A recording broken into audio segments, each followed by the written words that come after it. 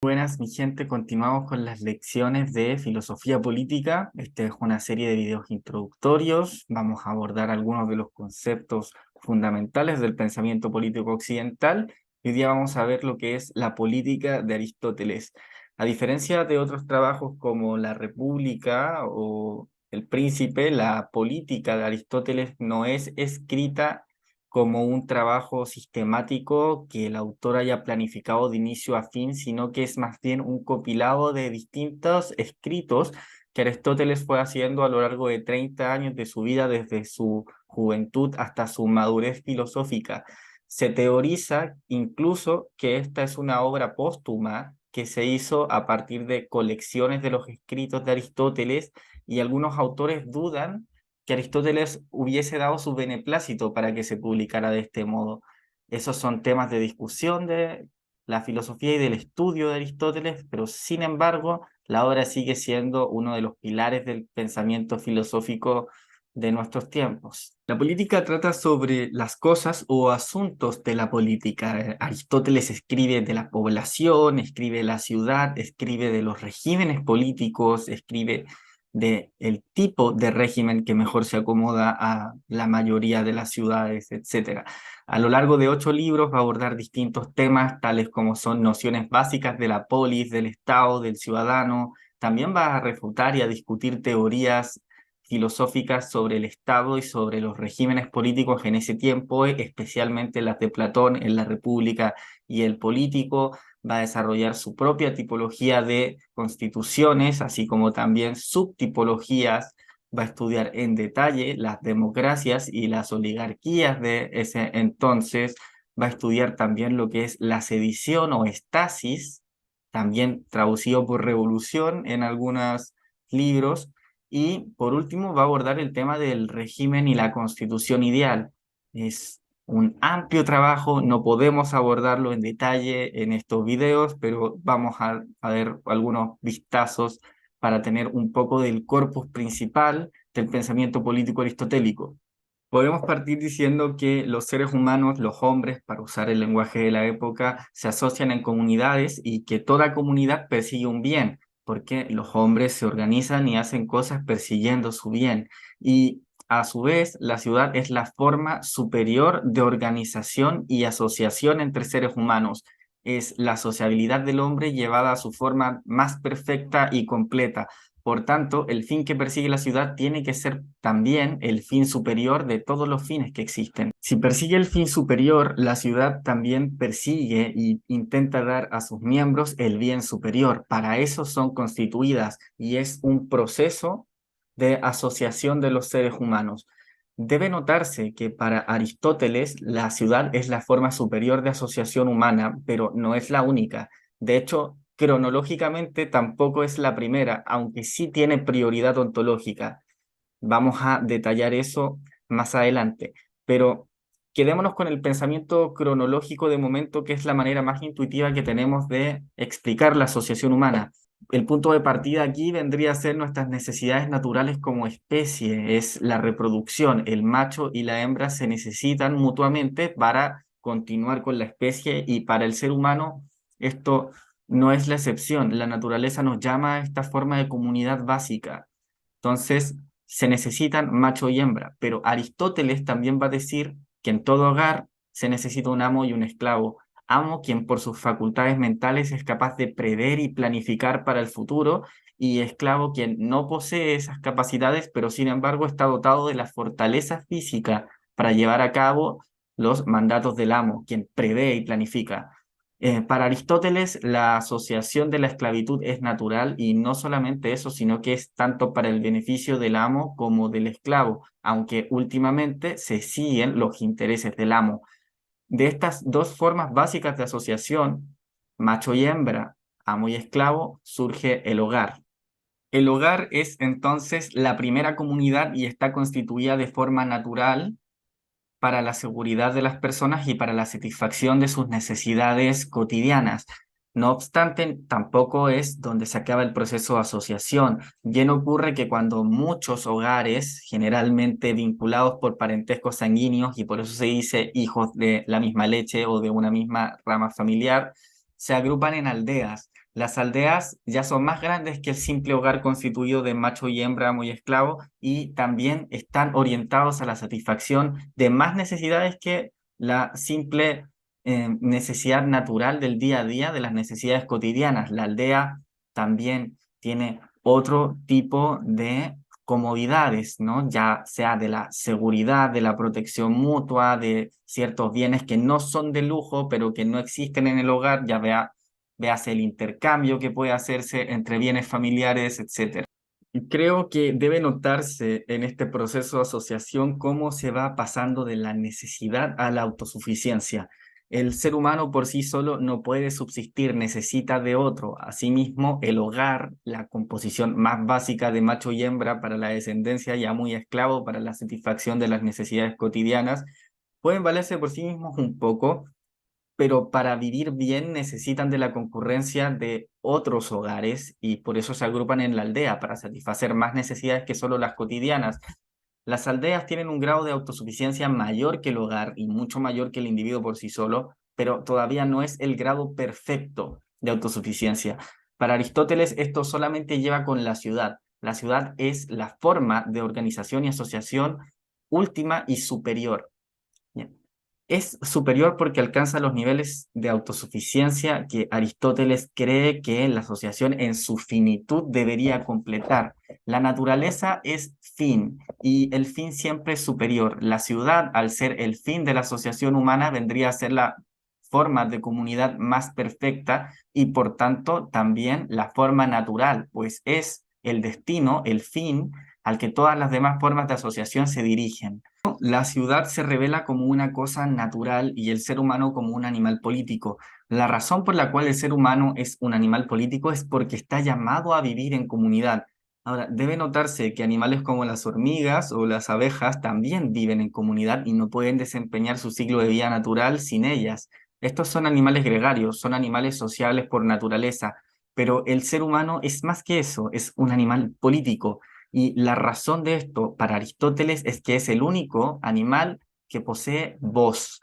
Voz que en uno de los vocablos griegos vendría a ser también logos, la capacidad de articular un discurso razonado. El ser humano tiene voz no solamente para expresar dolor y placer como otros animales, sino que también razón. Puede, a través de su voz, distinguir entre lo justo y lo injusto, lo bueno y lo malo. Esa facultad lo llama a organizarse en ciudades. Por otra parte, el ser humano está llamado a vivir en la comunidad perfecta de la ciudad. El ser humano no es autosuficiente por sí solo, necesita de una comunidad perfecta y autosuficiente capaz de sostenerse a sí misma mediante leyes y satisfacer distintas necesidades, no solo para el vivir, sino para el vivir bien, porque el ser humano, en ausencia de leyes justas, es el peor de los animales, porque puede usar la capacidad de razón para hacer daño y para caer en el vicio. En cambio, en una comunidad bien ordenada por una concepción de la justicia, recordemos nuevamente el vocablo griego dike, la justicia como una clase de ordenamiento que también vimos en Platón, es capaz de hacer que el ser humano sea el mejor de todos los animales. Por ello, el ser humano es naturalmente un animal político, y la ciudad una cosa natural en la cual el fin de la vida humana está intrínsecamente interrelacionada. Quien no vive en la ciudad, el hombre que puede vivir fuera de la ciudad, es o bien una bestia capaz de los peores males, o un dios más allá de la naturaleza del ser humano. Concebida de esta forma la ciudad, Aristóteles también va a desarrollar el concepto de ciudadano de una manera que nunca se había hecho antes. Lo común era entender el ciudadano como el hijo de padres que también son ciudadanos. No obstante, esto no se puede retrotraer hasta el origen porque llegados los primeros antepasados, ¿cómo determinar si son ciudadanos o no, si no son engendrados por nadie? De esta manera, Aristóteles va a darse cuenta de que lo que se considera ciudadano en distintos regímenes políticos es distinto. El ciudadano de una tiranía no es lo mismo que el ciudadano de una monarquía. La clase de personas que son consideradas ciudadanas en una democracia tampoco son las mismas que en una aristocracia o en una oligarquía. Así que Aristóteles va a intentar abstraer lo común de todas estas formas distintas de ciudadanía y va a optar por definir el ciudadano como aquella persona que tiene la capacidad de participar en las decisiones judiciales y en los cargos públicos para decidir sobre el rumbo de la ciudad. Ya, ese es el ciudadano de Aristóteles, tiene la capacidad de participar en las magistraturas que el ordenamiento constitucional de la ciudad establece. Y la ciudad, a su vez, es un conjunto de ciudadanos que alcanzan un número suficiente para vivir con autarquía. Autarquía, recordemos, es este ideal de autosuficiencia por el cual la ciudad puede mantenerse a sí misma sin depender de ninguna otra. Es la forma de asociación humana más perfecta y completa posible. Entendiendo lo que es la ciudad y entendiendo lo que es el ciudadano, Aristóteles se pregunta si el buen hombre y el buen ciudadano son lo mismo, es decir, si la composición de su carácter y sus virtudes es similar. Lo que Aristóteles va a decir aquí es que no. ¿Por qué? Porque el, la virtud del ciudadano, es decir, la excelencia del ciudadano, tiene que ser funcional al régimen, tiene que velar por su mantención y por su buen funcionamiento. Como existen distintas clases de regímenes, existen distintos tipos de virtudes ciudadanas y es vital para que una ciudad funcione que todos sus ciudadanos tengan la virtud del buen ciudadano, pero es imposible que todos los ciudadanos de una ciudad tengan la virtud de ser buenos hombres porque la virtud del buen hombre es una cosa difícil de encontrar. En cambio, es preciso que la virtud del buen ciudadano la posean todos. De esta manera, no puede ser cierto que la virtud del buen ciudadano, que es múltiple, sea la virtud de un buen hombre, que es la misma e inmutable en todas partes. A pesar de esto, la virtud del buen ciudadano y del buen hombre sí puede coincidir en algún tipo especial de persona. Aristóteles cree que el buen gobernante tiene que ser a su vez bueno y prudente y va a analizar la figura del buen gobernante, puesto que su virtud no es la misma que la del ciudadano común. El buen gobernante tiene que tener capacidad de mando, al igual que el hombre bueno. Por otra parte, el ciudadano digno tiene que ser capaz tanto de mandar como de obedecer. De obedecer para ser capaz de mandar si tendría que mandar en alguna ocasión. Tenemos así que la virtud del buen ciudadano es ser capaz de mandar y obedecer, es decir, debe conocer el gobierno del hombre libre desde ambos puntos de vista, y esto es ambas cualidades de un hombre bueno. A su vez, el gobernante tiene que ser capaz de mando y tiene una virtud peculiar que el gobernado no tiene, que vendría a ser la prudencia. El gobernado no debe ser prudente, sino que debe manifestar su opinión sincera. De esto se concluye que cualidades, virtudes como la templanza o la justicia son distintas en el gobernado y en el gobernante. Uno de los temas más interesantes de Aristóteles es la tipología de regímenes políticos que él va a desarrollar. Estamos claros que los seres humanos se agrupan en la forma más perfecta de comunidad, que es la ciudad, en la persecución de un bien superior, que es el bien común de todos ellos. Los regímenes que se proponen y que gobiernan en torno y acorde a la persecución de este bien común son rectos, pues son justos, y como son justos, son formas puras y buenas de gobierno. No obstante, no siempre sucede esto. Hay otra clase de regímenes políticos que se apartan del bien común y persiguen únicamente el bien privado de los gobernantes. Estas serían formas impuras, todas nocivas y en el pensamiento de Aristóteles, todas malvadas. La tipología de regímenes políticos de Aristóteles en su forma más básica, principal e influyente es en base a dos criterios.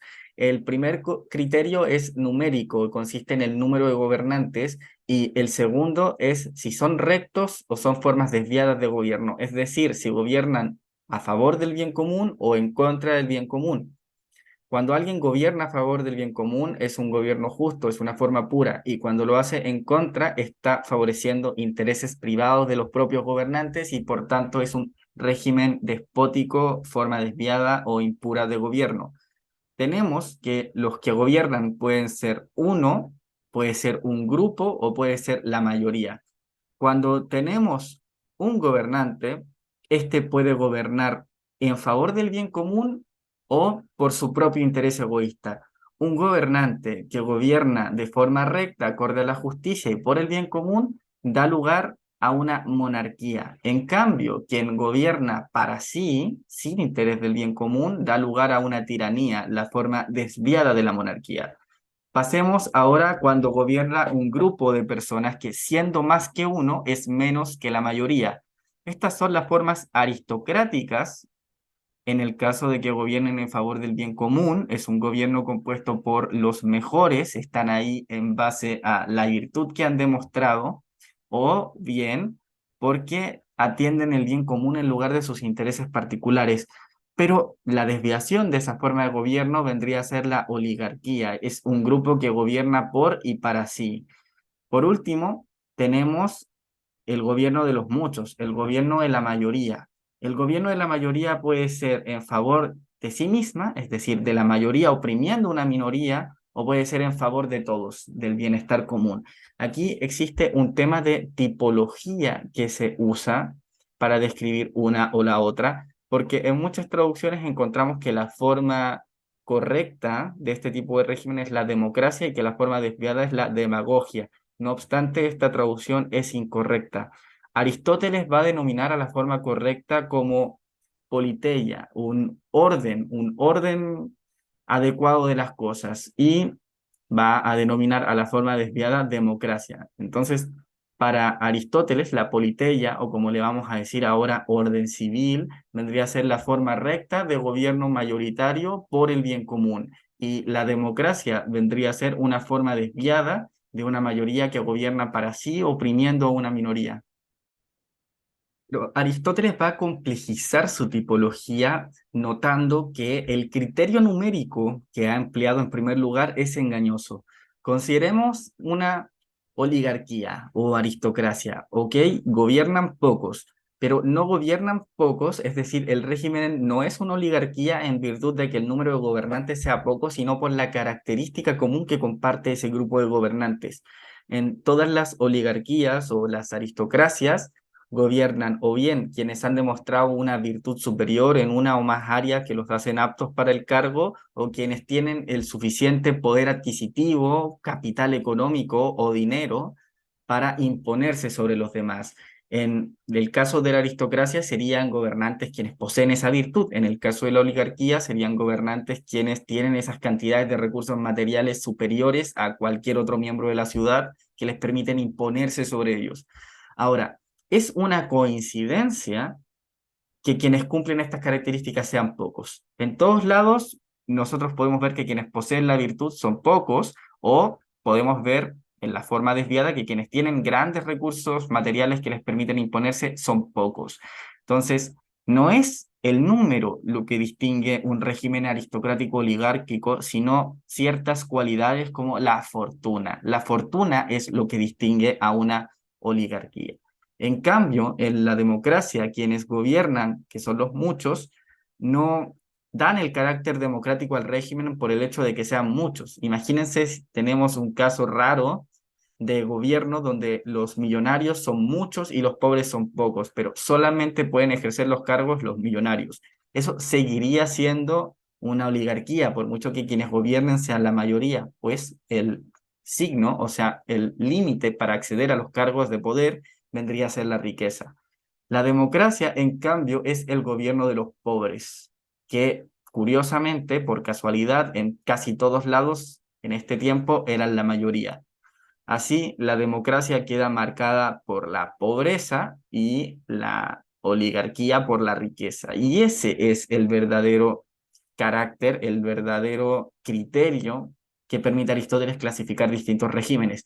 Y ahora él va a complejizar esta tipología agregando subtipos, distinguiendo distintas formas de oligarquía y democracia, pero no vamos a profundizar en ello. Lo que vamos a hacer, en cambio, es dar cuenta de que para Aristóteles las formas buenas son puras, y esto es así con todas ellas, ninguna es mala, y las formas impuras siempre son formas desviadas, ninguna es buena, solo hay menos malas. Y este tema es importante porque Aristóteles va a dejar en claro una preferencia en el orden de regímenes que son mejores, por lo menos en un sentido ideal. En un sentido ideal puramente teórico, un monarca, es decir, un solo gobernante excelente, un solo gobernante excepcionalmente sabio por su virtud y sabiduría, debería dar lugar al mejor régimen de todos ellos.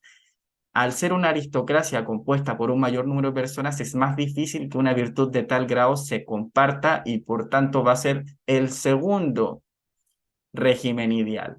El tercero, en cambio, vendría a ser la democracia. Es decir, de las formas puras, Aristóteles solo teóricamente preferiría monarquía, aristocracia y el orden civil. Ahora, de las formas impuras, la democracia, que es la desviación del orden civil, yo me equivoqué anteriormente, creo, al intercambiar los términos, pero es la democracia la desviación del orden civil. La democracia no es una forma pura para Aristóteles, es el menos malo de los regímenes malos, seguido por lo que es la oligarquía y por último la tiranía, que cuando es desviada puede dar lugar a los peores horrores. Aunque hayan regímenes ideales en teoría, muchas veces en la práctica, ya sea por la composición de la ciudad o por su falta de fortuna, es imposible alcanzar tal virtud. Por tanto, debe existir algún tipo de régimen que, sin ser el ideal teóricamente, bien puede ser el más adecuado para la mayor cantidad posible de ciudades. Y es de esta forma que debe existir un régimen que la mayor cantidad de personas en el mundo puede adoptar y que sea el mejor posible dadas las limitaciones y circunstancias de lo que se puede alcanzar. El régimen ideal en el que Aristóteles está pensando no ya como el ideal en un sentido teórico, sino como aquel que es aplicable al mayor número de casos y bajo el cual la mayor cantidad de personas puede vivir de la mejor manera posible, dadas las limitaciones de la composición interna de la ciudad y su riqueza material, vendría a ser politeia, pero politeia no entendida ya como orden civil, como vimos antes, sino como república. República, también llamada en la tradición como el régimen mixto. Es un régimen mixto porque mezcla atributos de las democracias y de las oligarquías.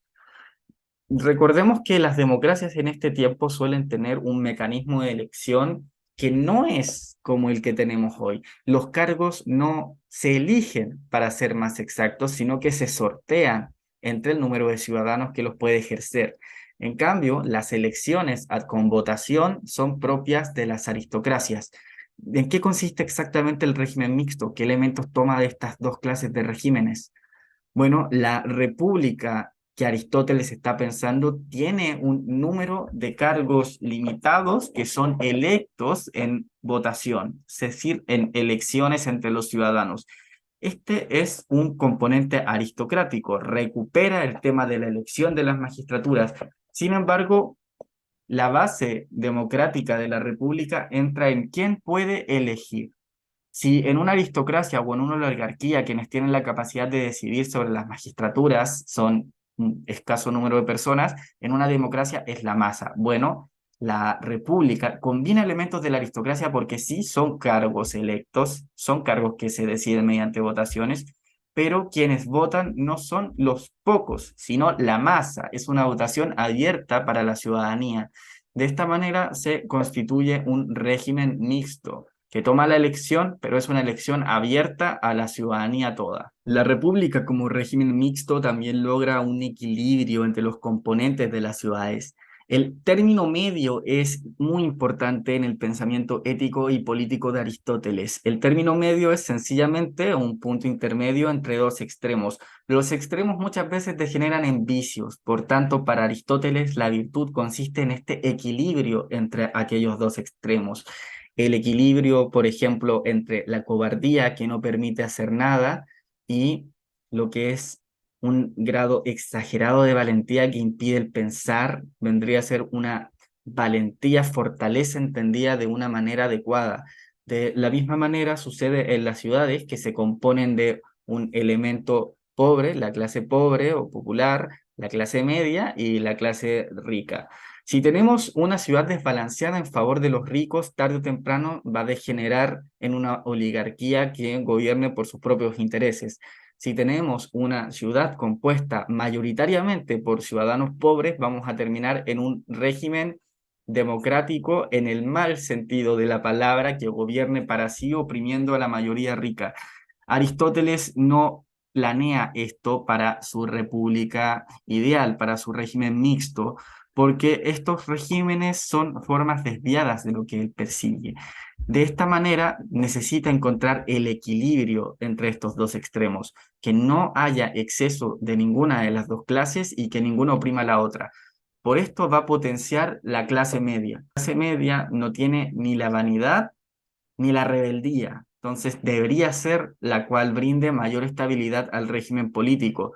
Recordemos que en los gobiernos donde una clase mayoritaria oprime a la otra, bien puede ser el caso que la clase minoritaria se rebele, es decir, empiece una sedición que llegue al fin de la ciudad. Este es el caso de muchas polis de la Grecia antigua. Aristóteles, por eso, elabora su teoría de las sediciones, también encontrada como revolución en algunas traducciones, pero estasis, sedición, es una traducción más correcta, en mi opinión. Bueno, el término medio, la proliferación de la clase media, vendría a dar a la república, al régimen mixto, una estabilidad política que evite o minimice el riesgo de estas sediciones y permita el funcionamiento de la ciudad para la consecución de su fin último, que es el bien común de las personas. De esta manera llegamos al fin de la selección de la política que vimos hoy. Es un texto fascinante. Muchas de estas ideas fueron abordadas de una manera superficial.